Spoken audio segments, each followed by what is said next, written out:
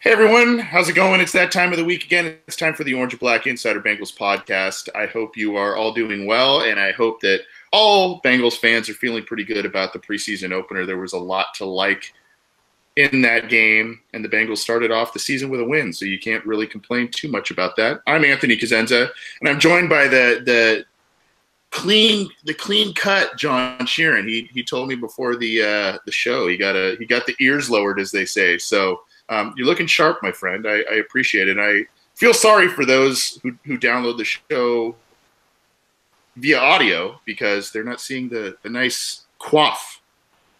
Yeah, if you're downloading this, you're just missing two handsome dudes talking Bengals. So if anything, just throw it on mute and watch us talk, right? That's what the no show one's going to listen. It's a visual experience. Yeah. All it is. We could rename the show and bring Scott in, just called Three Handsome Dudes Talking Bengals. We could rename it, but yeah, 2.5 heads of hair. Yeah, there you go. Good to have you with us. I know we've got a lot to talk about. We're gonna just to kind of plan out the show here. We're gonna talk about the Bengals win over the Bears in the preseason opener. Who impressed? Who didn't? Some guys to watch, and obviously there's a ton of stuff to go through. I've done a couple of video clips. I know John's done a bunch. And then the Bengals kind of closed up training camp, but they're obviously still practicing and doing that and going through the preseason motions. We're going to talk about Auden Tate. Good preseason opener. There's a lot more film coming out that shows him that has a lot of talent, but there are still some questions, and we'll talk about that. We hope to be joined by Scott Schultze in just a little while. He is busy on an SB Nation Cowboys podcast. So if you get the chance, I believe their site's Blogging with the Boys. So they have a podcast through there. So if you get the chance, check out that podcast and listen to Scott's little turn on that when it comes out this week. And hopefully he'll come back, talk some fantasy football with us. We're going to preview the game against the Cowboys coming up, what we're looking for, guys we're watching. And then, of course, we will take listener questions. Leave those in the YouTube chat. Leave those for us on Twitter at BengalsOBI, via email, theobinsider@gmail.com, or if you're watching through Cincy Jungle, you can leave it on the comment thread. We'll also open up the phone line that we have. I'll give that number out in just a little bit. That'll be open towards the end of the show. If you guys want to call in or text in, we will be taking those. So we look forward to hearing from you there as well. So, John, let's just kick it off. Initial impressions for the Bengals. 30-27 win against the Bears. Obviously, preseason week 1, you don't really know what to expect. But the Bears have already played a game. They played in the Hall of Fame game. Their starters didn't really play that game, but kind of had a little bit of a leg up, I guess, over the Bengals. And the Bengals still beat them. And to me, I thought the starters came out firing, especially on offense. Things looked pretty good early on, and that's what you like to see, especially in the first preseason game. Yeah, so for both teams, you're expecting two kind of refreshed offenses because the Bears had Matt Nagy come over from Kansas City, an Andy Reid disciple, and kind of just let that offense run through Mitchell Trubisky's strengths. And it was their second preseason game, so we don't know if they kind of let everything loose or just kept it mundane. But if they kept it mundane, then the Bengals obviously took advantage because the first string defense was on fire. They were attacking the ball. They were generating good pass rush with Dunlap and Lawson and Atkins, and the secondary is collapsing down on short passes, and they were tackling well. So when Trubisky and the first team Bears offense was out there, the defense looked great. It looked like it was ready to become a top 10 unit, even without Perfect on the field. And on offense, obviously, there was the Ross mishap that led to an interception, but I really liked how they utilized the receivers. You had Green in the slot on a couple plays. You had Ross kind of manufacturing yards for him on the outside. You had Boyd lined up inside, outside. You used Uzoma in that Eifert role as that move tight end. And at least we saw Cordy Glenn and Clint Bowling look like competent offensive linemen. The only issues were from Price to Hart, from the center to the right tackle, you still saw some question marks there. And it could be a case of them, still trying to gel together because there's a lot of rotation in there in training camp. Or you just saw a good Bears defensive line and Akeem Nicks, Eddie Goldman kind of take advantage of some of those guys. And, there are still shortcomings with those with those players right there. And, I think the Cowboys are going to be a really good test to see if that was more of a fluke or more of a sign of things to come. Yeah, it may have been a combination of both, some issues, a combination of learning to gel with each other, maybe some talent issues, jitters, all that kind of stuff. To me, this game was about the young guys and the new faces. Now Corey Glenn isn't really necessarily a young guy, but he's a new face. He kind of had a little bit of an up and down day. You mentioned John Ross, and I want to get to that interception play in just a second. But you mentioned him. He had a really, really good play as well after the interception, where he kind of made a move and sprinted down the sideline, almost scored a touchdown, came pretty close. Joe Mixon, second-year player, had an outstanding touchdown reception. I was pretty encouraged for the most part by the new faces. Billy Price, from what I saw, and if you read CincyJungle.com, Josh Kirkendall had a breakdown of some of the things Billy Price had done. Apparently, in the run blocking scheme, Billy Price had not done so well in terms of Pro Football Focus scores. But as a pass blocker, he was pretty dang good. And there's a couple of videos where he was pretty stout at the point of attack there. Give me your overall impression of the young guys, the new faces. I mean, I think there's still some growing pains out there. After all, this is John Ross's, including the preseason, maybe fourth or fifth total NFL game that he played in. I guess start there and go with the others. And then the side note I want to add, Ross, is, was that play all his fault? Yes, he slipped, but was that throw behind him? I kind of thought maybe that was a little bit of a combination of factors, but hard to tell when he slips, right?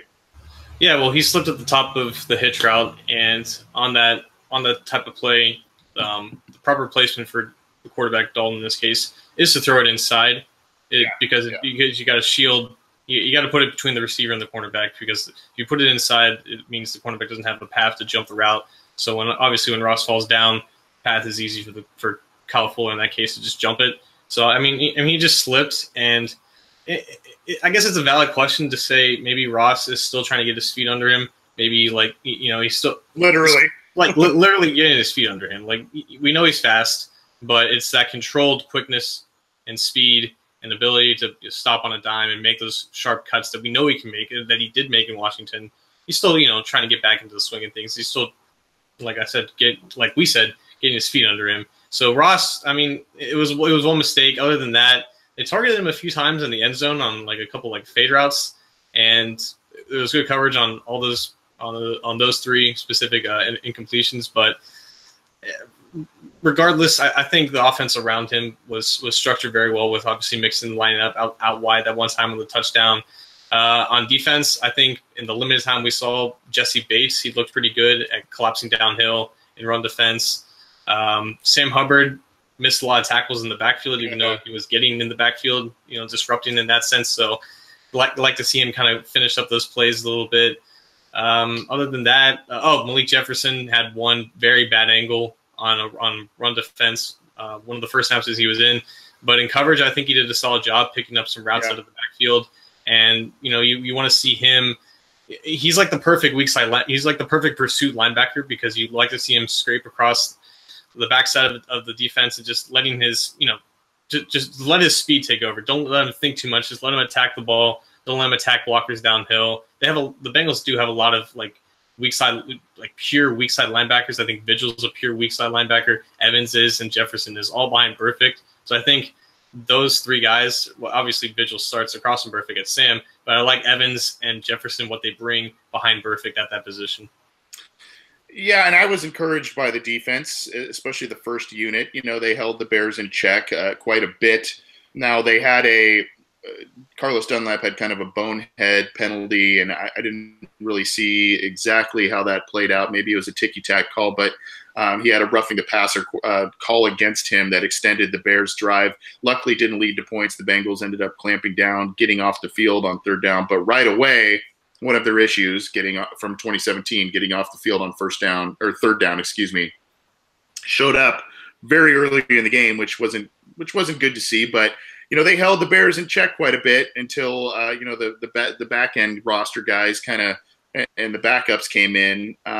So I was pretty encouraged there. I was pretty encouraged with the offense. I think most of us were watching the offense because that's the unit that has largely struggled over the past 2 seasons because of attrition and injuries and loss of talent and all of that kind of stuff. But I was pretty encouraged, even though there were some mistakes. And I think to be quite honest with you, the Bengals were having a pretty good lead. I think they were, what were they, 7-0. They throw the pick 6, tie, then they come back, they score again. I mean, who knows if if John Ross doesn't slip, who knows what the rest of the offense's performance looks like.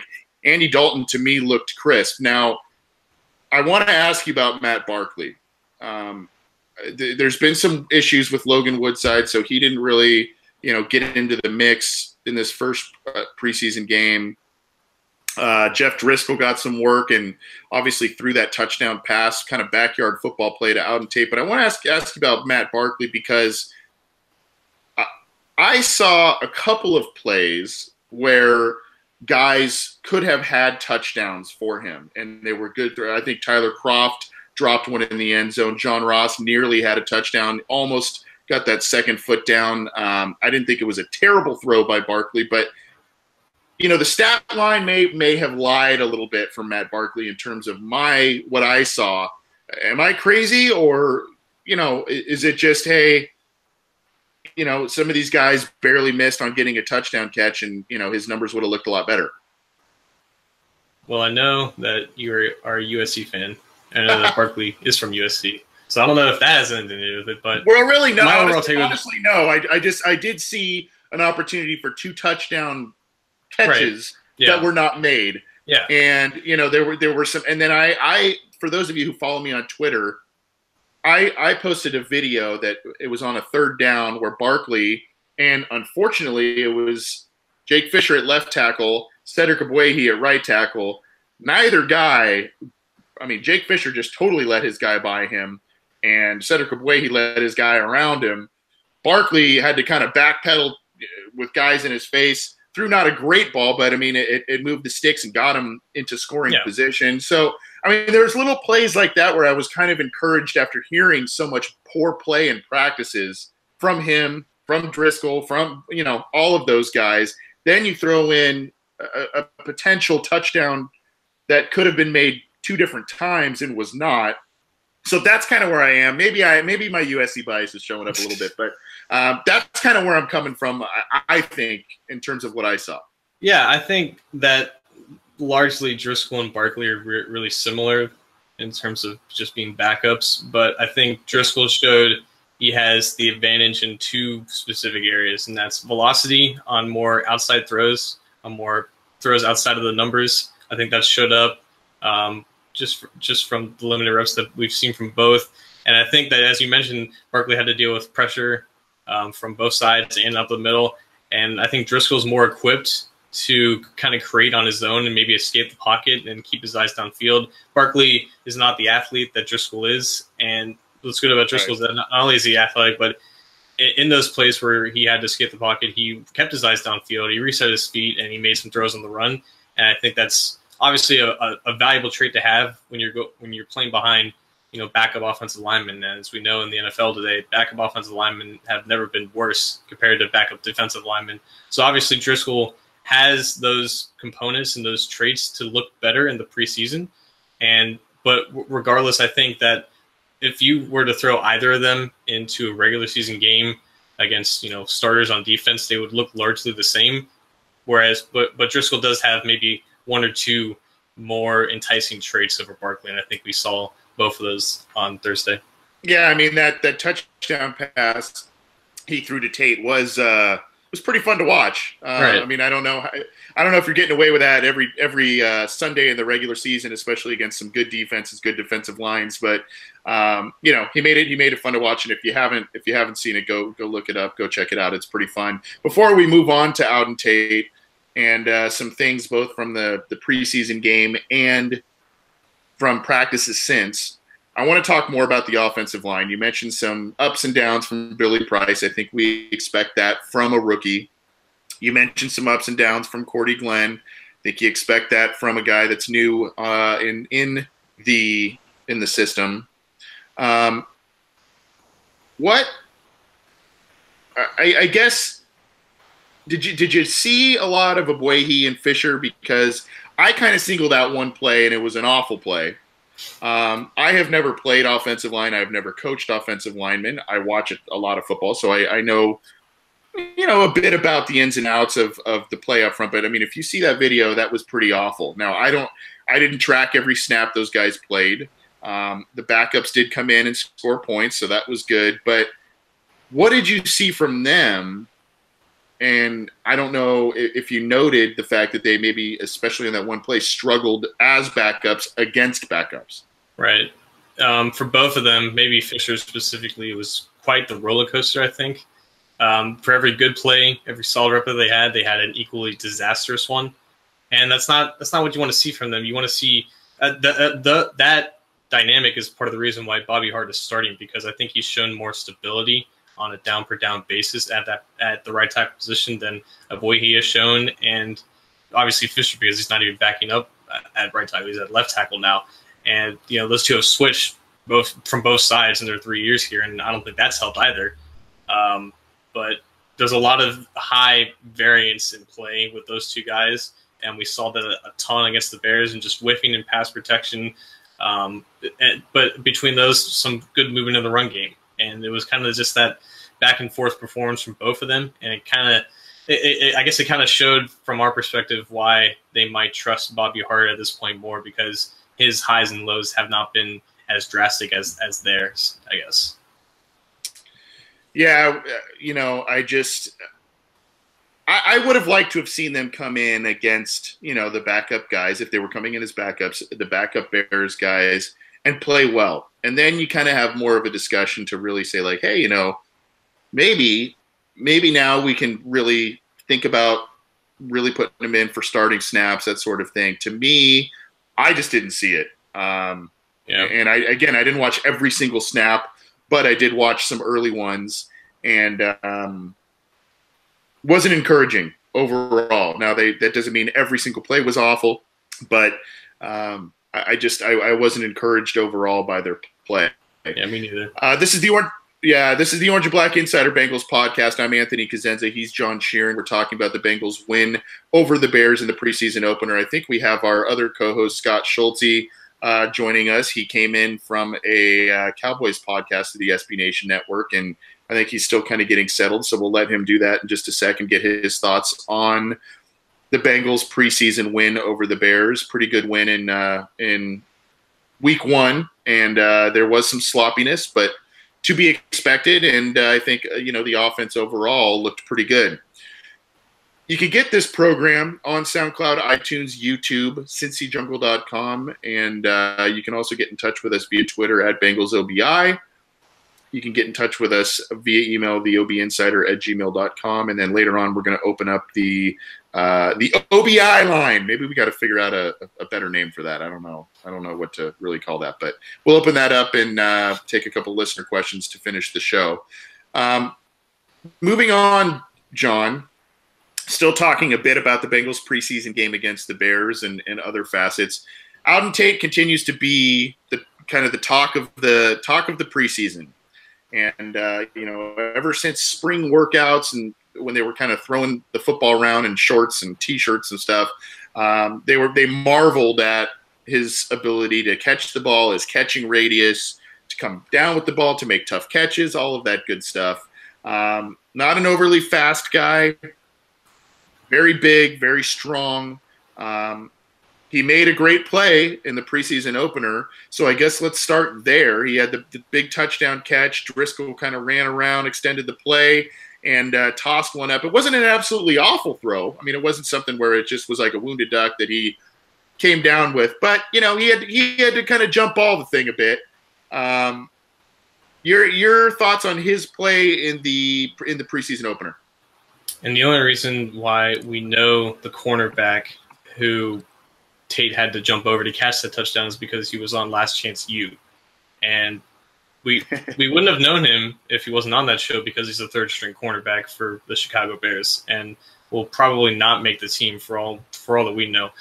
The reason why I'm on record on the show for saying Tate would not make the roster is for a couple reasons. Because Brandon LaFell is still here, and since he left, he has better chance to make the roster. But for another reason, is because we still haven't seen him run any good routes yet against competent cornerbacks, and that performance against the Bears is kind of what I expected to happen, because he's just bigger and stronger and can jump higher than anybody playing at the bottom of a roster in the secondary.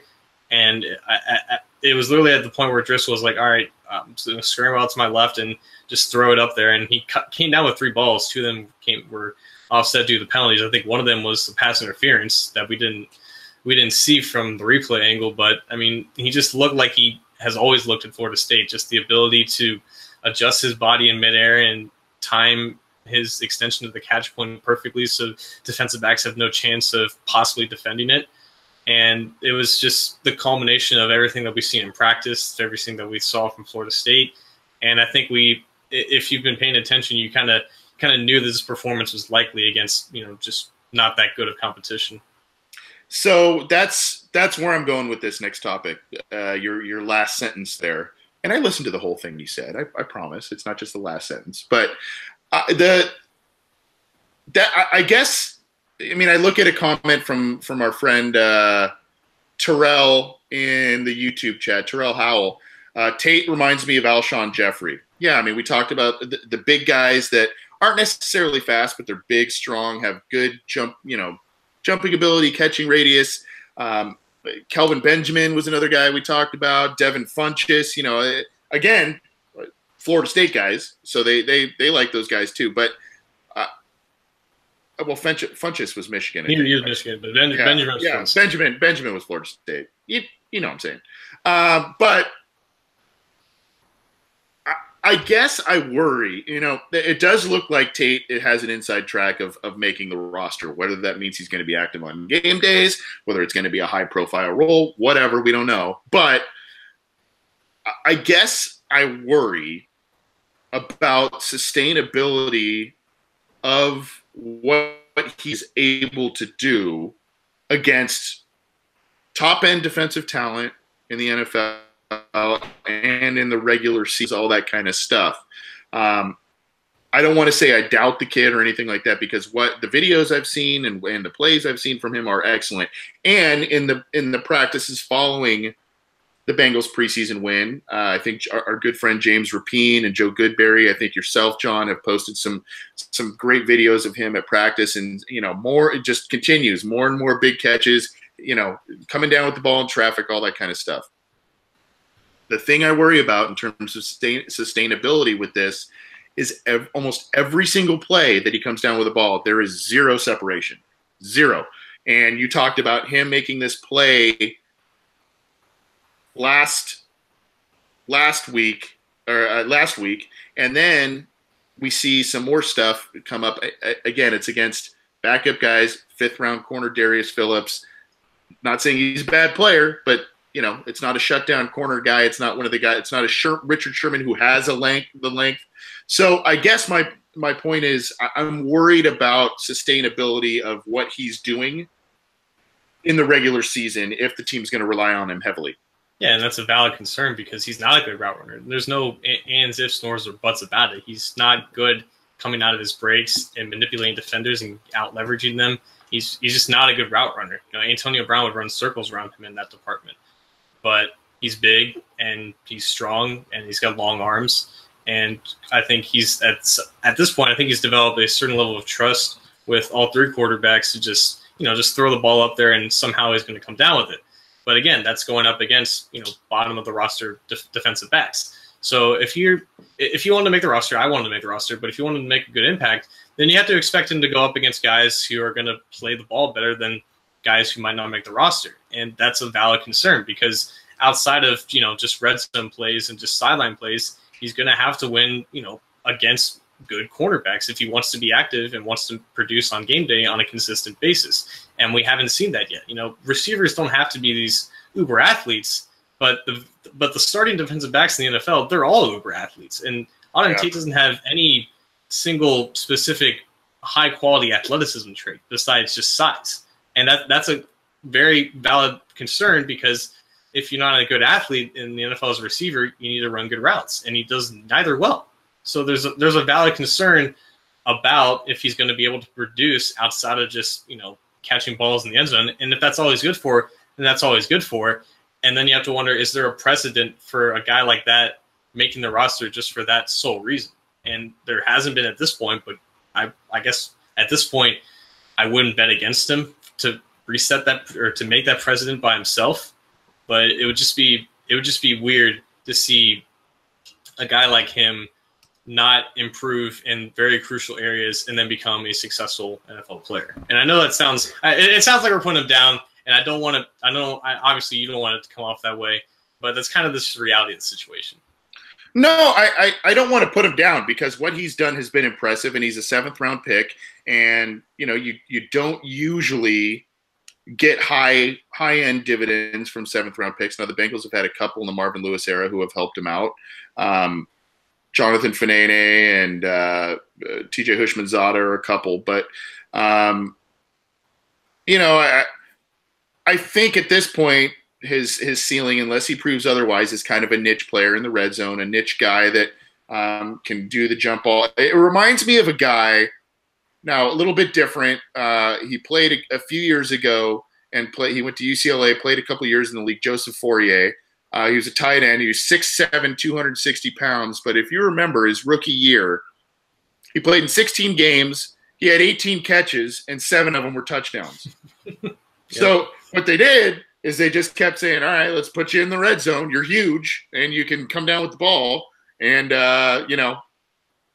do your thing. And maybe that's what the Bengals do. Maybe that's kind of a similar stat line to what we'll see from a guy like Auden Tate in 2018, but yet to be seen. I just think there's some questions there.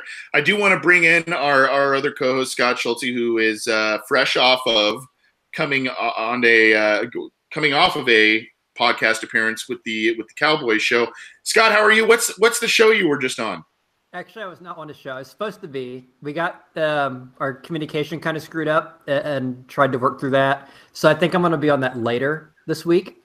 Okay. Which is with the Cowboys blog on Cincy Jungle, Blogging the Boys, which is the team that Cowboys, that's who we're playing. The Saturday, what delayed me, well, that was part of what delayed me. The other part what delayed me was I just got off of kid duty and then had to get all the equipment out, like the computer, the headphones, the microphone.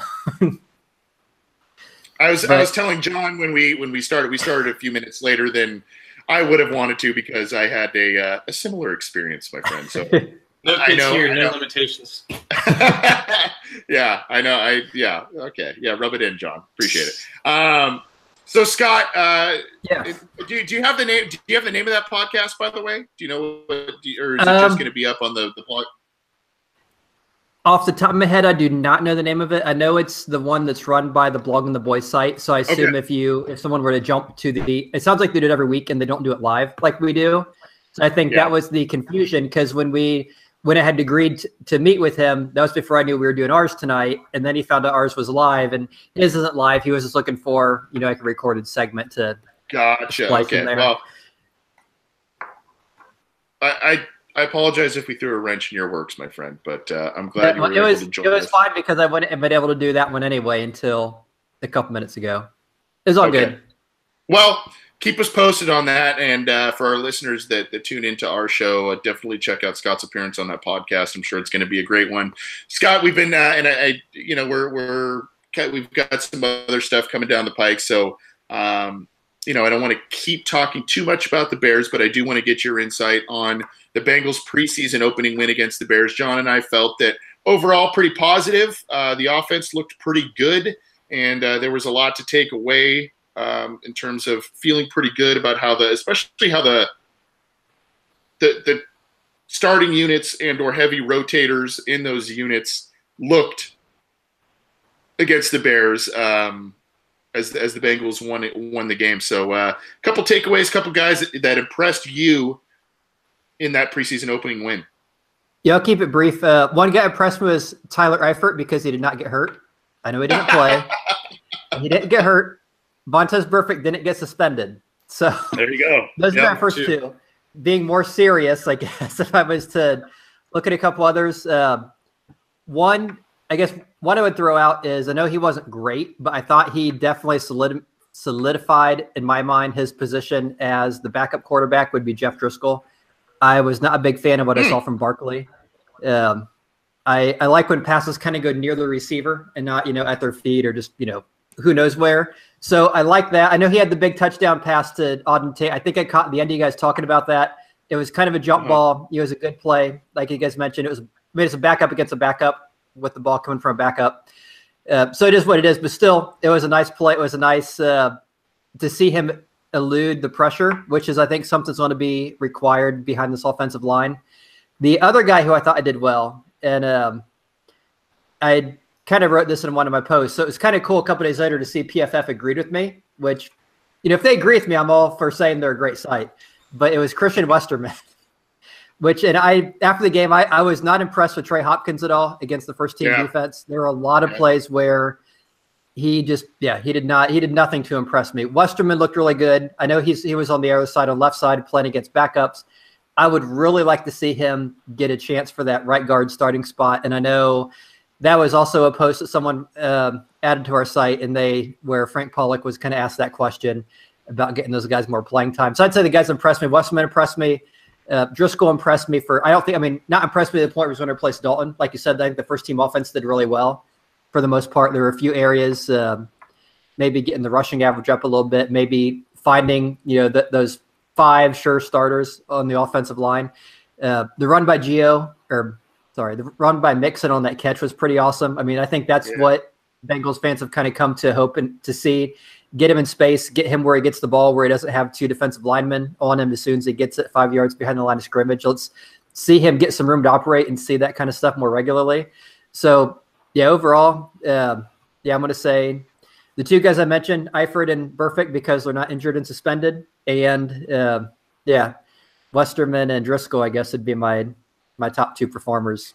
While Scott is being funny about Vontaze Burfict, if you remember, he got in trouble, I believe it was last season, because of a hit on against the Chiefs. So, I mean, it's funny, but you're kind of serious because it was a preseason game. It's happened. Yeah, I mean, it's happened before. It was a fairly clean hit, but it was technically, close enough to the line that they felt it was it violated a new rule, and so he missed a few games in the regular season because of it.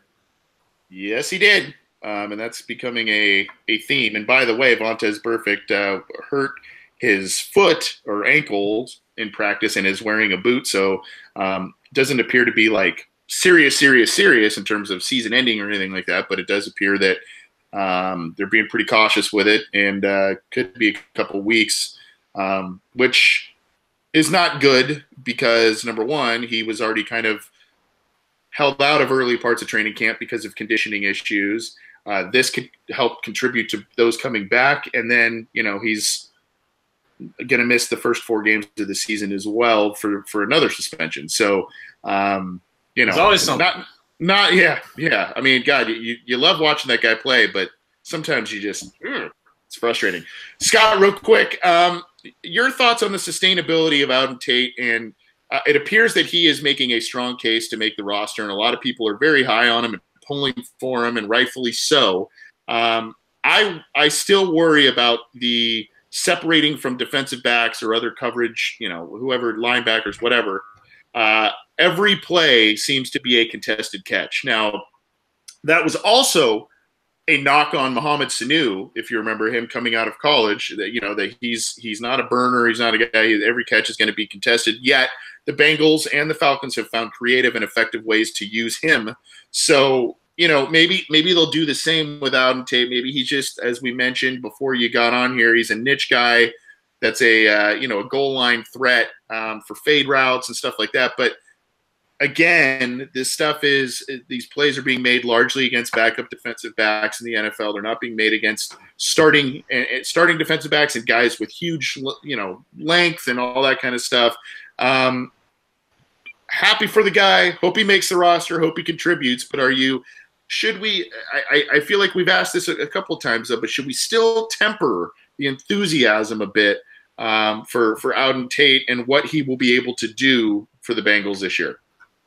I think from my perspective, based on what we've heard in training camp about all the buzz and rave with him, and then also, like we said, what we've seen, I think he's definitely earned a roster spot. I think he's earned more playing time. That being said, do I think he is, a Pro Bowl receiver, a guy who has a complete game? I think obviously no. I mean, I think he was the 253rd pick out of 256 for a reason, with 20-some receivers going ahead of him. But I'm going to say one guy he reminds me of, and this is going to sound weird at first, is Chris Henry. I mean, his game isn't like Chris Henry, but they're both very similar in that they were guys who had kind of that one thing they did well. I mean, neither one was a complete receiver. Chris Henry barely caught half his passes, but he was someone that did one thing well for this offense. When they had Carson Palmer and Chad Johnson and TJ, Chris Henry's thing was just, he's that long, lean, straight down the field kind of a guy that you just kind of chuck it up, and he's on an average 15, 16 yards a carry. He's on a catch, maybe half the passes if you're lucky, but that's the one thing he does and does well. And fans were cool with that. They weren't looking for him to, work the middle, to work the, short passes, do a screen, do blocking. They just want him to do that one thing. And I think Auden Tate is kind of that same kind of guy where I think there's definitely, I think he's showing that there's a certain area in the, in the full spectrum of wide receiver that he can do well. He's not AJ Green. He's not, someone that's going to do multiple things great, but there's kind of that one area. And what I'd like to see is them kind of focus on that and develop that, because guys like Boyd and Ross are definitely a very different build. And even AJ Green's kind of a leaner kind of a guy. So he kind of gives you some of that size. And then the other thing we were talking about with Eifert earlier, the odds of Eifert playing all 16 games really aren't that good. So it'd be nice to have that, another guy on the offense. And good point. And I don't think he's going to do what Eifert does, where he just, beats this, where he beats safeties with ease with his routes. But if you can get down in, 10, 20 yard line and just get a big body down there, and let's say Eifert's out for knee or ankle, whatever the next injury will be, it'd be nice to know that, hey, we have this big guy who can beat a guy one-on-one. You can get a mismatch, get him lined up against a, linebacker, maybe a smaller corner or something, somehow get some sort of mismatch down there, get a quick pass where you can kind of get a jump ball in the corner or something. I think that's where you're going to use him, and you're going to look at him to play that role, because you kind of hope that between, with Green, with Ross, and with Boyd, you have your three guys who you want to do more complete things. Then you have other guys like Malone and Core you're kind of filling in there, and then Erickson if he makes the team, and then the tight end. So you're not really looking for Auden Tate to do a whole lot. And maybe hopefully 2-3 years down the road, he can develop and become more of a complete receiver. But for the time being, I'm just happy to see that, hey, here's a guy who's given this opportunity, is definitely running with it. And yeah, let's see if he can kind of carve that little roll out. Well, you heard it here first, folks. Scott is putting the injury juju on Tyler Eifert. So thanks, Scott. Appreciate that one. That's always welcome. This is the Orange and Black Insider. This is the Orange and Black Insider Bengals podcast. I'm Anthony Kazenza, and I'm joined by John Sheeran and Scott Schultze, also of this program and CincyJungle.com. I'm glad to have them with us. You can get this show on SoundCloud, YouTube, iTunes, CincyJungle.com. We're going to be opening up for listener questions in just a little bit here. We'll open up the phone lines for texts or calls. And you can also get in touch with us on Twitter at BengalsOBI and via email, theobinsider@gmail.com. We'll also be looking at the comment thread on Cincy Jungle for questions and the live YouTube chat as well. We've already got a couple lined up, so we'll try and get to as many as we can at the end of the show. Scott, I think we're going to put you on the spot next, my friend. If you are ready, we haven't done this for a while. Scott has been our resident fantasy football expert. He's a legend in his own mind, and I didn't think you'd catch that. But he has won a number of leagues and is very sound in his strategy. So we thought that we would ask him one question as teams are starting to be drafted, developed. Now, most drafts I think will be probably starting to be done. I think it's mostly after preseason week 3 once Yep. injuries get sorted out and everything. But we're almost there. I mean, we're entering preseason week 2, so it's definitely something to think about. So I'm going to let my colleague John go first with a fantasy football question, because I don't want to step on his toes and steal his thunder. I'll let him steal mine if that's what happens. So, John, what's your question this week for Scott in the Fantasy Football Insider? So a guy that I'm thinking about, I'm a zero wide receiver guy. And correct me if I'm wrong. I believe that's when you draft 2 receivers in the top 2 rounds. Am I correct in that, or is it 0 running back where you do that? Yeah. If you're going receiver back to back, like pick 10 or 20 and 14, or something like that, then it's called zero running back. 0 running back. So I'm a 0 running back strategy Stan. And a guy that I was thinking about targeting a running back in like rounds 3 or 4 is Jerick McKinnon. And only because of the investment that the 49ers have put in him monetary-wise. They signed into one of the biggest contracts at the start of free agency at the position. And also because I'm a big stan of Kyle Shanahan and the offense that he deploys. And I think that they've improved the offensive line there as well. Do you think that my stock will be rewarded in Jerick McKinnon in his first year in San Fran? I think he is. Yes and no. There's actually several things I would say with this. So first, I'll add these questions are coming live, so I haven't had any time to prepare or look up any data. So I'm just kind of. That's why it's the best answer. Yeah, shooting from the hip. So if you're doing 0 running backs, let's say you're picking probably end of the first round, and then following up with snake draft, getting a guy early second. So you're looking like, let's say Antonio Brown, AJ Green, for just to throw out names. So by the time it gets back to you in the 3rd round, based on Jerick McKinnon's average draft position, he's not going to be there. So that's the first problem. Wow. I think he's averaging the end of the second. He's like pick number 10 in the 2nd round is his average draft position. So it depends on your league. I mean, it depends on who the guys in your league draft. If he's there, if he's not there. If he is there, he's actually a solid pick. And on my board, he's like number 15 or 16 overall, kind of.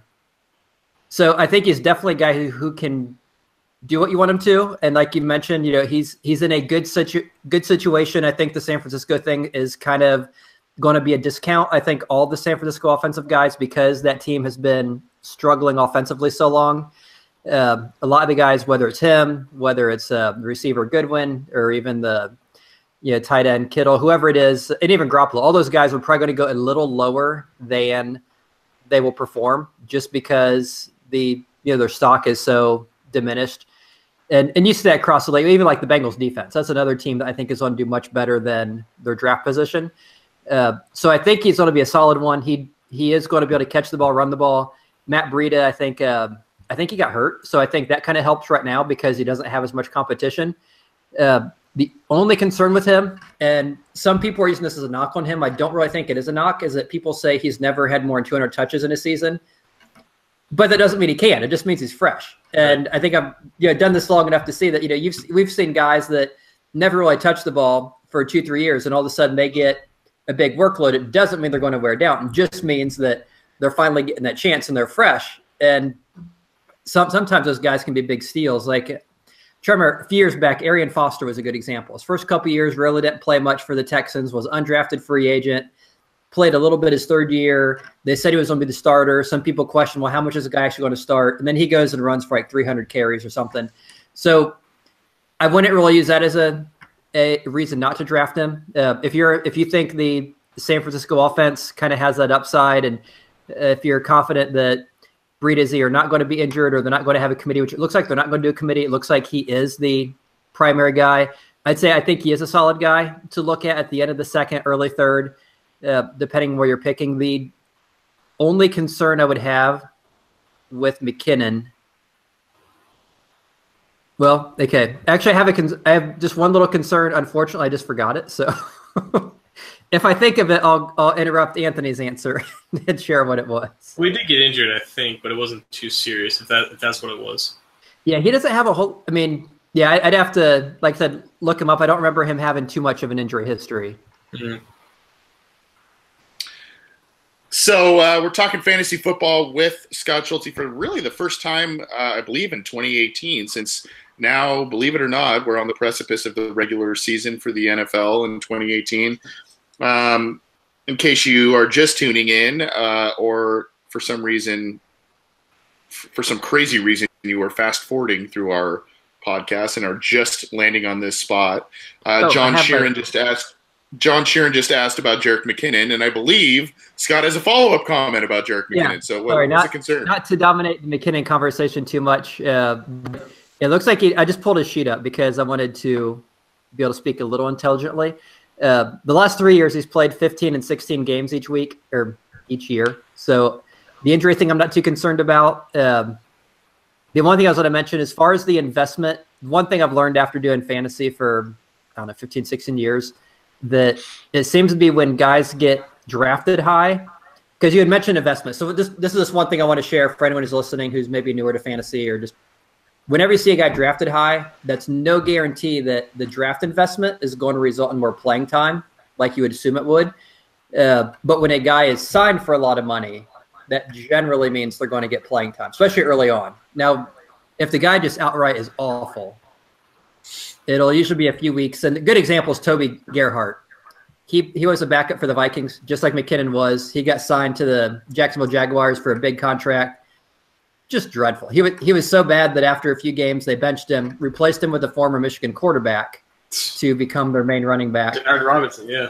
Yeah, and it just never worked out for anyone on that team, because he was a guy that was going to kind of the same spot, late second, early third, because now he's getting that chance. He's not backing up Adrian Peterson. He's going to be the guy. And he was for a while, but he was so horrible. I don't think McKinnon is horrible like that, because you watch him play, he actually looks like running back. Gerhart was more of a glorified fullback guy, needed a good line, a good hole to do anything. So, sorry, Anthony. No, you're good. Had a chance fantasy. I had to keep going. I want to talk about rookie running backs, and I'm going to stay on the topic of running backs because though they may not get drafted in the first round by some folks, and they are valued, and people hoard them. I mean, that's just the truth of it. Unfortunately for the Redskins, this isn't a Redskins podcast, but Darius Geis had a season-ending injury in the first preseason game of the year for them. Very unfortunate for him. And he was a guy that they relied on pretty heavily. And I think a lot of fantasy folks probably thought, he could be a good pickup, maybe in the early-ish, mid-ish rounds for a guy. He could do a couple of things, and now he's out for the year. So look at some of the other guys, whether it's, of course, Saquon Barkley, Rashad Penny, Sony Michel, Nick Chubbs, Chubbs is from Happy Gilmore. Nick Chubb, Ronald Jones, Kerryon Johnson, even throw in Mark Walton, other guys. One guy to me that's very interesting, and even though he's going to be a backup, is Bo Scarborough, the Alabama back who landed with Dallas. I mean, who's a rookie back that you think could come in and be a fantasy contributor for a team? Now, obviously the easiest answer is Saquon Barkley, so I want to skip that because, he was obviously been given the role of 3-down back. He's going to get a ton of touches.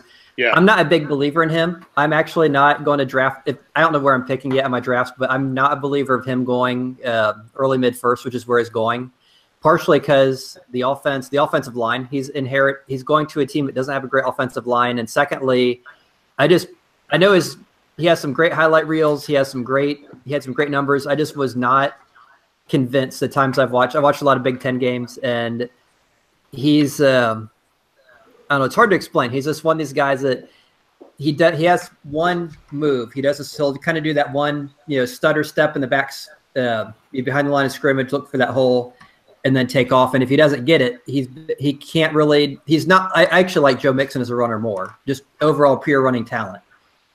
Just based on how they played. That being said, he's going to get a ton of touches. But, someone obviously besides him who I think has a good chance. And the big thing with running backs, it's all about opportunity. Because, we've seen, year after year that a guy who may be a better running back just gets stuck in a horrible situation where they're not getting the chances for the touches. And in fantasy, it's all about the opportunity. You need to get the guys who get as many touches as possible, whether it's targets, whether it's, receptions and carries for a running back, whatever it is, if they're not getting the ball, they're not going to get you any points. So that being said, some guys who I think are good, but I would probably avoid if I could, are guys like Sonny Michel, Nick Chubb, just because Chubb right now is stuck behind guys like Duke Johnson, Carlos Hyde. Now later in the year, he may emerge as a top guy. Right now, he's not that guy. Michel, just because I just do not trust any running back on the Patriots. And part of the reason for that is their offense changes from week to week. So one week, Rex Burkhead may get 20 points. The next week, he'll get 0. And, this guy might get 20 points. When you play fantasy, it's very difficult to predict week by week who's going to get. So it's better to have those guys who are more consistent. Every week in and week out, this guy's going to get you his 8-10 points. Any Patriot running back is not that guy because they may have good numbers at the end of the year, but it's going to be a very, very inconsistent, and you really have to guess. So that being said, those guys are, the guy from the Redskins, he was a great one because he was going to get a lot of opportunity. He had become the number 1 guy with Chris Thompson being the 3rd down back, and Rob Kelly's kind of fallen out of favor. Anyway, I guess I'm kind of going on not answering your question. Let me answer your question, which is a running back who should have a good chance and maybe under the radar. Okay, one more I would not go after right now is Rashad Penny because he's hurt, and reports out of Seahawks camp is that Chris Carson's actually the starter. Sorry. So anyway, I think Kerryon Johnson would be one because I think he's going to get the opportunity to play. Royce Freeman, I think, has a chance with the Denver Broncos because Devontae Booker has really done nothing to show he's earned that spot. CJ Anderson's gone. And then one other one that I'm going to throw out kind of as a deep one would be Jordan Wilkins from the Indianapolis Colts because as of right now, a lot of people are saying Hines, who was the guy they drafted ahead of him, but most people were, if I'm not getting these mistaken, because I've said it's kind of spur of the moment, so I'm trying to remember what I've read over the last month. I think they're looking at him as more of a 3rd down back with Wilkins and Mack kind of battling for that bell cow or the 1st down, 2nd down, which right now is Mack, but Mack really isn't a great runner. He was their lead back last year just because they had nobody else. But there have been some reports saying that Wilkins has looked fairly decent. Now he's a very deep guy. That's end of the draft. If you go to 0, say you follow John's strategy, you go the early receiver, so you get the 2 stud receivers early on. Let's say you grab a tight end, a quarterback, and then you get to your 5th, 6th round, and now you're desperate for running backs in the top 30 or 40 are off the boards. That's where some of these guys I'm mentioning might be ones you want to look at over some of the others. I mean, there's other names who are going to be more popular, but the problem with some of those other guys is they're going to have a very limited upside. So I think when you're getting that deep in the draft, you're looking at guys who, okay, this guy may not be at the end of the year, he may not have as many yards, but he has more of that upside. And I think, when you're getting to the middle end of the draft, that's kind of what you're looking at with his running backs is the guys that could become that starter. And you always want that because you want those points and you need those touches. And that's where, those guys like, I think Ronald Jones is another one, but right now Peyton Barber's a starter. So a lot of these, I may have a totally different answer in 2 weeks. And that's one of the very frustrating things is when you have these open battles like you do with, Tampa Bay and the Colts and so forth, until you know who that starter is, it is so difficult. And like you said, that's why you want to have your draft as late as possible. So you definitely want to wait till after the 3rd preseason game because that gives you as many days as possible to, scout everything you can to figure out who these starters are. And with running back, I think the biggest thing is, following those position battles, trying to figure out who are going to be the guys who are going to get the touches. Now, doesn't mean they're going to give you points, but you have a much better chance of getting points if they're going to touch the ball. Yep. Talking running backs and fantasy football, we've got just a couple of comments in the YouTube chat. Mixing it up says Darius Geis was the dark horse of fantasy. Carl Benson says running back, wide receiver, bro. Try it out in terms of a draft strategy. And I think, it's a sound strategy. So thanks for that, Scott. We're running a little short on time, so we're gonna move on to previewing the Cowboys. The Bengals take on the Cowboys Saturday in Dallas. Last time the Bengals played the Cowboys and played them in Dallas, they got absolutely embarrassed. It was in 2016 when rookie sensation Ezekiel Elliott and Dak Prescott absolutely torched them, and it was not pretty. So this is preseason. We probably won't see a ton of those guys, but we'll see more of them than we would have seen in preseason week one. John, give me a couple of guys you are watching this week and groups in general that you're watching closely, given what we saw last week from the Bengals and what we need to see this week. So I took the liberty of watching the Cowboys 49ers preseason game, the Cowboys' first preseason game of the year. And I have to tell you, I don't think a lot of Bengals fans may realize how frenetic and energized and fast the Dallas front seven is, because they have DeMarcus Lawrence, Malik Collins is coming back from injury, Randy Gregory took first snaps at right defensive end, Durant Armstrong, who was a draft pick out of Kansas, he's taking reps at right defensive end. Jalen Smith is finally fully recovered from injury. Joe Thomas playing next to him at linebacker. This is a very, very fast and dangerous front seven, and I'm going to be watching the offensive line to see if they can handle those guys getting into the second level and handling Lawrence and Gregory and Armstrong off the edge, because there are obviously some concerns after the Bears game in terms of just a couple of guys not named Glenn and Bowling about just handling the Bears. And I think the Cowboys have a much more imposing front seven and can really disrupt that first team offense and the flow of the ball. So Billy Price, Trey Hopkins handling linebackers in the second level, Bobby Hart versus DeMarcus Lawrence. And also for the Bengals specifically, I want to see Carl Lawson go up against a good left tackle in Tyron Smith, because I think a lot of his production last season was up against some very young and maybe inexperienced and not so good left tackles. So he's going to have one of his very first real tests in the first couple of drives for the Bengals on defense up against maybe the best left tackle in the league, and Tyron Smith. And one more, I guess I'll throw out there, Byron Smith, who was drafted by the Cowboys as a safety. He's now a full-time cornerback, and he's an athletic freak. And I bet he's going to be lined up against AJ, or he's going to be following AJ at cornerback. So how AJ handles him and his length and his athleticism and his quickness should be interesting, because he didn't have the hottest of preseason openers, but he did allow 0 receptions on 3 targets. So that matchup's going to be fun to watch as well. Randy Gregory is a really interesting guy, and for those of you who don't know, he was a great college player and just essentially a mess of a human being for the first couple of years in the league. I mean, he's failed drug tests and numerous drug tests and all of this stuff. So that the fact that he is in the lineup and in kind of a starting type of role is very interesting. And obviously, I mean, I think in his rookie year he had 3 sacks in 3 preseason games. So I mean, he's got the ability. It's going to be interesting to see. And I'm going to kind of echo. I'm going to give a guy that I'm going to watch, but I'm going to kind of echo your sentiments, John, and the fact that it's going to be both offensive lines for both teams are going to be very interesting, not only because of the talent of the Cowboys and how touted that offensive line is, and the new look of the Bengals and some of the talent they've added there, but the coaches, swap coaches. And Paul Alexander is in Dallas, Frank Pollock's in Cincinnati, and I'm really interested to see how those units respond to the coaching and to – the Bengals have a talented defensive front as well.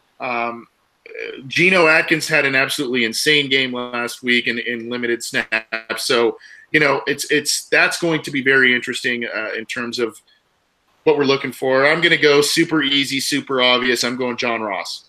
John Ross had peaks and valleys in the preseason opener. He slipped on that pass that caused a pick 6. He had another great reception that almost scored a touchdown, as we mentioned earlier. So I'm interested to see how they continue to get the ball in his hands. They seem to be – I think they did a couple of screen passes and things of that nature last week. So I'm going to be interested to see how they incorporate again against the Dallas defense. Scott, position groups and specific players you are looking for against the Cowboys as they travel to Dallas this weekend? So a couple of things I'm looking forward to are looking at are basically our pass defense as far as coverage, because no Des Bryant this year, no Jason Witten. So their starters are Allen Hurns and Terrence Williams. Drake Kirkpatrick has obviously struggled. William Jackson was obviously great last year. Hasn't seemed to be as great, in very limited time as far as the, preseason and camp. So I want to see, this is a group that if any group of receivers is one that they should look good against, I would assume it's got to be Hurns and Williams.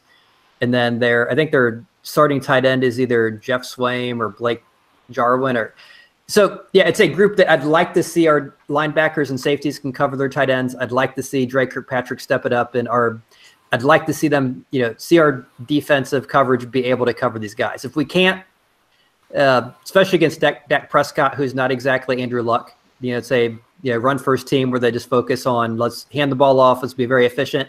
I want to be able to see, I'm hoping we can cover these guys and look great in coverage against them. So that's one thing I'm looking for. The other thing I'm looking forward to is their starting left guard is Connor Williams, who is a Texas offensive lineman that many Bengals fans were wanting us to draft in the draft. Actually, many Bengals fans were wanting us to draft a lineman. And we got one, but we had about 11 or 12 picks that only took one lineman. That was a guy a lot of. We took two. You can't forget Rod Taylor. Seventh round lineman. Yeah, I sit corrected. But Connor Williams was one a lot of people liked. 2 years ago, he was considered a top half of the first round kind of guy. This year, he was seen as a guy that would have been a good value. He was still there for several of the Bengals picks. I'd like to see, did we get it right in passing on this guy, or did we really screw that up? So I want to see how he does.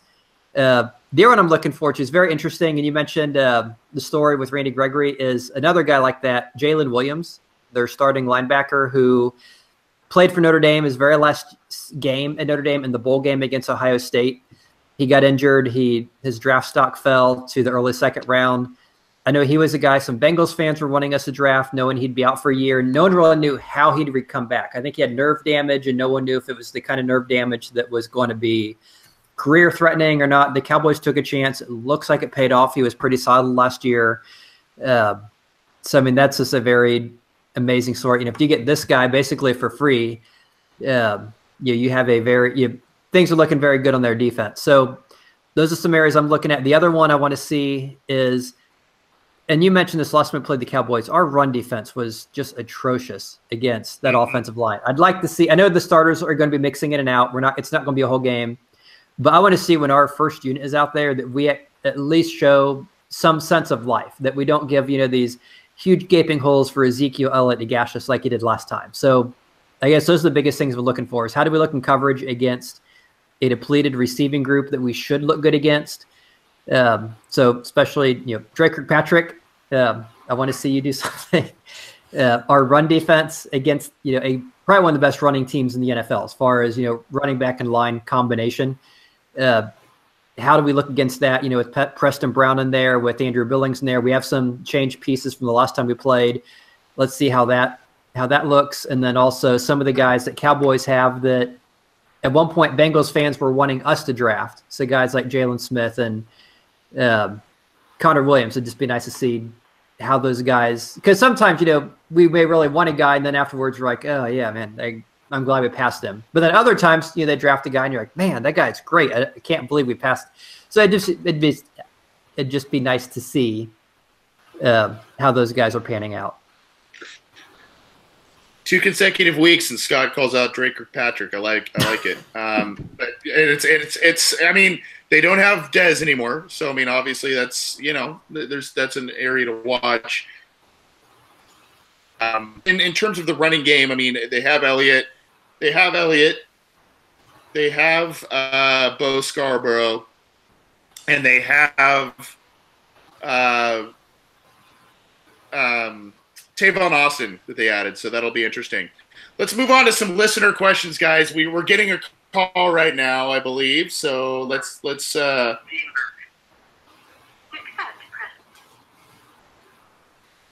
This is the Orange and Black Insider. Hi, who's this? This is Dean. Dean Burke. How are you, sir? Doing well. How are you? Doing all right. We're closing up the show here with a couple listener questions. You're our first caller in here. What can we answer for you? I wanted to know if the Bengals are getting it right starting Lance Johnson over Carl Lawson this year. I personally think Carl should be getting as many snaps as we can give him this year. But Bengals don't agree with me. I don't know what you guys think. Awesome. We'll take your question off the air. Good question. And for those, appreciate you calling, Dean. For those of you who maybe didn't hear that, he's asking about Carl Lawson getting more snaps than Michael Johnson. Michael Johnson got some significant snaps last year, but a lot of times he's kicked in inside for nickel packages and all that, and he was kind of effective there. Carl Lawson, to me, and he was kind of an under-the-radar guy in this preseason opener, but he was like in the backfield often, hitting quarterbacks, pressuring them. Didn't get the sack, but was in there often. John, on Carl Lawson, is he going to get the snap? Should he get – I mean, I think most of us believe at this point he's younger, he's more fresh, he's strong. He had an incredible offseason in terms of his workouts. Go check out his social media. He looks good, but, should he's had durability issues in college, so should he be trusted with a high amount of snaps with the Bengals? I think it's more about him handling run defense, and the Bengals have consistently had these, giant-ass edge defenders, typically base defensive end spots, and that's why Michael Johnson's been here for as long as he has, and why he's been on the field first on first down, and it gets in the base defense against primarily run looks. I think personally, run defense for edges is kind of overblown, and the narrative on it in the NFL is more strict than what it actually is. You just have to keep your outside arm clean in order to set the edge and just force runs back. And I think that Lawson over the offseason has improved dramatically in terms of upper body strength. And he is capable of doing that very simple task. Obviously, shedding blocks and maybe two gapping every now and then, that's obviously part of it. And that's a lot of quickness and hand placement with a lot of edge setting responsibilities. And maybe Johnson is further along in that department because he's obviously played a little bit longer. And Lawson, even though he was in the 3-point stance a lot last year, doesn't have a lot of experience in that alignment as a run defender back in his Auburn days. So I think eventually it's not impossible for Lawson to become that, because a guy like Brandon Graham, who's built very similarly, he's one of the very best run defenders at the defensive end position, and he's 6'2", 260 with 32-inch arms. He's basically Carl Lawson's size. I think Lawson can eventually be there, but I don't think it's the end of the world if he only gets 50 to 55% of the defensive snaps this year, primarily as a pass rusher, because that's obviously where that's a lot more valuable than just being a 3-down player as a part of a run defender as well. As long as he's rushing the passer every chance that he can get on third downs and passing downs, I don't think it's really that important. Yeah, and we've seen the team use players that aren't necessarily doing in areas that aren't necessarily their biggest area of strength. So let him rush the quarterback. That's what he does best. The good news is he has earned more snaps than he got last year. So he will for sure get more snaps this year off the edge than last year. It's just a matter of how much. And in limited snaps last year, he had 8.5 sacks. So, hopefully he can hover around that total while other guys continue to step up and contribute in that factor as well. But good question there, Dean. Appreciate you calling. And you can, we'll try and take more calls, 949-542-6241. You can call or text and or leave your questions in the YouTube chat. Scott, I'll give this one to you. It's a text from Austin Tran. Do you think Joe Mixon will have a breakout year, kind of like Alvin Kamara and Leonard Fournette, with the revamped offensive linemen that the Bengals have? I think that both Bengals driven and fantasy football driven in terms of the question there. So I'll leave that one for you there. Again, breakout year. He was a rookie with those guys last year. Mixon had some nice moments, but the offensive line, coupled with a concussion late in the year, kind of stunted his growth. So your thoughts Mixon, obviously a great preseason catch up in the backfield. Yeah, I'm going to say short answer, yes. Long answer, yes. And the reason why both Yeah, I guess given the long answer, more of an answer is one is opportunity. Like I was saying earlier, the running back, they've got to get the opportunity to get the touches. Now with Jeremy Hill gone, Mixon seems to be the guy that's going to get those early down touches, get the goal line carries. He was pulled out. He missed out on a lot of touchdowns because he would, do some of the work to get down there, and then the ball would go to Jeremy Hill. Early in the season, he would get 2-3 carries a game, like the Pittsburgh game where he was gouging them, and then they're like, okay, we're yanking you out. We're going to play other guys. And just, sometimes his usage just made no sense last year. With Jeremy Hill gone, they really have no reason not to give him a higher volume of carries. He should be getting what he had last year plus the carries that Hill had. So extra carries, extra touches. I mean, he's consistently shown that, and we saw it last week, that he is a good receiver. He's not someone you have to pull out on a passing down. Gio is obviously also very good in that regard, but he's someone that should have a much bigger year than last year. I think he's being underdrafted at the end of the second round. With him, he's shown that he has the talent at Oklahoma, at Ohio State, at Oklahoma with the Bengals. He's obviously had the talent. He's had the ability. Last year, the problem was he got hit so many times in the backfield that he had to do all his work just to get from a negative 4-yard loss, or a positive 4, negative loss would be. Anyway, behind the line of scrimmage up to the line of scrimmage. This year, Billy Price can at least not get driven backwards. I mean, not that he has to get good push, but if he can at least, stalemate the defensive lineman, if, Cordy Glenn cannot get beat like Ogbuehi he had, even if we don't have the right side fixed, at least we have, in theory, 3/5 of the line. 3/5 is better than 1/5. It's, much better. So at the very least, you can run to the left and go from there. And so, by that fact alone, he's got, you think he's got to be better because he's a guy that, when you get him in space, when you give him a little bit of room, he has that vision, he has that ability. But last year he struggled so much because he wasn't getting that opportunity. As soon as he was getting the ball, and I remember looking up a stat and compiling this last year, I think at one point in the season, over a quarter of his rushes went for negative yardage because he was getting hit so soon. That's just that's not a good situation. This year, you think that's got to be improved just by the fact the line is better and he has the talent. So you give him any sort of chance. And I think that, he should have a breakout year. I don't know if he's going to be top 5 when it's all said and done. I think the presence of Gio does cap his breakout a little bit. I think the fact they don't have a right guard or right tackle, and they may not have Eifert blocking in addition, is going to cap him a little bit. But I think he's definitely going to be a heck of a lot better and a lot more productive than we saw in 2017. All right. Well, thanks for the question, Austin. I guess I was a little staticky, man. A little better, guys? Yeah. Yep. Okay, perfect. We'll end on this one, kind of do the trifecta of a call, a text, and a YouTube question. And it is from Derek Rogers in our live YouTube chat. He asked this pretty early on in the process. Do you think Logan Woodside plays on Saturday? And then I'm going to kind of coattail it a little bit. And do you think he's going to be any kind of effective? He was kind of, a little bit of a mix of a backyard QB in college. He can kind of move around a little bit, make things happen, but also a little bit of the game manager style, nothing flashy. That's why part of the reason he fell into the 7th round. But we've heard rumblings of some off-field stuff. He had the DUI issue coming this spring, summer.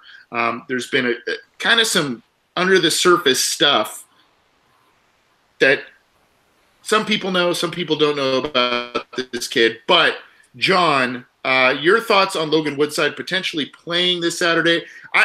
I think it might be, if it would be very limited because they're going to give the starters at least, I think, in week 2 to get that rust off. But at some point, they probably need to see this kid play. Do you think he plays? And if so, do you think he impresses? I don't have a clue, to be honest, because he just started getting reps over the past few practices. I think today the Bengals had like a rainy practice, and he was like late coming out onto the field, and then like fumbled like the first like 3 exchanges. Not just raining and stuff, but it was just a bad practice for him in general. Yeah.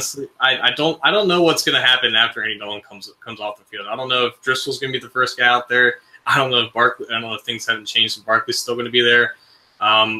Obviously, the sooner Woodside plays, the better, because we will have a better understanding of him the more he plays. but I'm going to say he doesn't because he hasn't had that much time with the team in a real-life practice scenario. He's just been, for the most part of training camp, just watching, and he's just now starting to get reps. So I'm going to say he doesn't because I think they're going to want to see a little bit more of Driscoll in the beginning, and then that's going to push Barkley back. But if he does, I won't be surprised either. Scott, your thoughts on Logan Woodside? I mean, you may have paid attention to him. I mean, well, both you guys are in Ohio, so you guys probably saw a bit of him, a bit more did. Your thoughts on him? He's had some issues this offseason. Fell maybe a little bit further in the draft than some people thought. I mean, seventh. Your thoughts on him? Your thoughts on him playing against the Cowboys and how he might do should he get an opportunity? I'm going to say the odds of him playing this week in Dallas are probably somewhere around maybe 0%, plus or minus 0. And the reason I say that is, as John mentioned, the starters are going to chew up more playing time. They're probably going to be out maybe 2 drives, maybe 3. So that's going to consume probably the first quarter or more. They're still trying to figure out who that number 2 quarterback is. So I think they're going to give both Barkley and Driscoll probably as much time as they can just to – because they're still trying to figure out. I mean, if we kind of knew, if we had McCarron, we kind of knew, okay, here's our number 1, here's our number 2. I could see them doing, okay, Dalton first quarter, McCarron second, maybe third quarter, and then just whoever else in the fourth quarter. Because of the McCarron's not on the team anymore. And yeah, because they don't have him, that's why I think Driscoll and Barkley are going to get extended playing time to, for the rest of the game as they try to figure out who that second guy is. I think that's still an open battle. Yeah, I got you. Because of that, I think Woodside is someone I don't think he's going to get much playing time. 1, because of that, and 2, because I think ultimately what they'll probably try to do is not put him in the field. I don't think he'll play to the 4th preseason game, and I would assume at that point the idea is let's just not play him much. We're going to stick him on the practice squad so the fewer times we show him to the rest of the teams with game film where people can watch him and see him, the better. We're just going to slide him on the practice squad, keep him there all year, and then next year we will figure out what we're doing. So I guess that's my thought. Unless they put him in for like the very last snap, maybe they want to have him fumble when he's taking a knee or something. But other than that, I think you're going to. I think you're going to see a lot of them in that finale against Indianapolis. I think the starters made longer than they thought game because of that pick 6, because they ended up playing I believe 3 series, and maybe they were only supposed to play 2, but given that pick 6, then they ended up playing a little in terms of game clock. They played a little later into the game than they thought. But I agree with you. I think maybe it's going to be a first quarter or quarter for the starters, and then they'll bring in the backups. And then obviously they call preseason game 3 that dress rehearsal, so we may see about a quarter and a half to 2 quarters, and it all depends on how crisp everything is working as well and how good these guys look. So that's going to depend on that. But I think the finale is going to be against the Colts there. It's going to be Driscoll, it's going to be Barkley, and it's going to be Woodside. And I think they also don't want to show the Colts too much in that finale because they play them just 1 week later for the opener. So they don't want to tip their hat too much as to what they're doing, especially on offense. So good stuff, guys. Thanks for all the questions. Sorry we couldn't get to too many more. We're running up against it, but we did get a call, a text, and a YouTube chat question in, so we're excited to do that. Thanks so much for participating. You can get this program on SoundCloud, iTunes, YouTube, and CincyJungle.com, and a number of different ways to get in touch with the program. Appreciate it. We're going to get out of here. Any final thoughts, John Sheeran, as the Bengals set to take on the Dallas Cowboys this Saturday? If Dallas' front 4 just destroys the Bengals' offensive line, and I write what I've seen, just don't kill me. All right, I'll ask. don't kill the messenger, right? Don't kill the messenger. Yeah. Scott, any final thoughts? Yeah, I think the thing I'm kind of hoping for is John Brown. never been a huge Bullock fan. I think he made all his kicks last week, so I want to see them give this guy a legitimate shot and see what he can do. I'd like to see, throw him out there in some long field goal situations and let's see what happens. See if they can go, do a very non-Bengal thing and go with this, unproven young guy they've had on the roster for 2 or 3 years now. I believe 2 years. Yeah. I believe the last 2 seasons he's been on the team. But yeah, interesting guy. And they did give him a lot of shots to kick field goals and extra points last week, but they also gave Bullock a lot of opportunities as well. And that's okay. They're kind of splitting the opportunities and the kickoffs and all that stuff. For me, my final thought, it has nothing to do really with the Bengals or the Bengals and Cowboys game coming up here. It has to do with Jalen Ramsey. Oh God! If go check out some of this guy's comments, and he's a fantastic football player, but I don't know what this guy's deal is. I don't know if he's trying to do. Don't listen to Jalen. Keep on your shit. I love it. the OBJ's thing, the Chad Johnson thing. I don't know if he's trying to do that stuff, but oh God, the guy just can't shut up, and it's like, dude, what's your deal now? I think John's point, someone's got to shut him up by their play, and not many people have been able to do that, including the Bengals. And all I'm really going to say, if you go check out his recent comment, is his comments about certain players in the league. You will understand probably why AJ Green, absolutely, the guy who's the most even-keeled guy that you'll probably ever find, absolutely freaked out on him and tried to punch him and all kinds of stuff last year as the two faced off. So, again, probably a guy people love, people hate, but that's part of being a good football player with a loquacious mouth in the NFL. So if you have not seen what Jalen Ramsey has said about certain players, go check it out. He had an interview with GQ magazine and whatever. I don't know. This is the Orange and Black Insider Bengals podcast. Thanks for tuning in live. My thanks to John Sheeran and Scott Schulte, as always. I love having you guys on. You guys bring it. This was a longer episode, and I appreciate you guys staying on late. Thanks so much for tuning in. Thanks so much for downloading. We'll see you next week. Enjoy the preseason game as the Bengals take on the Cowboys this weekend. And Who Day, I guess, right? Who Day.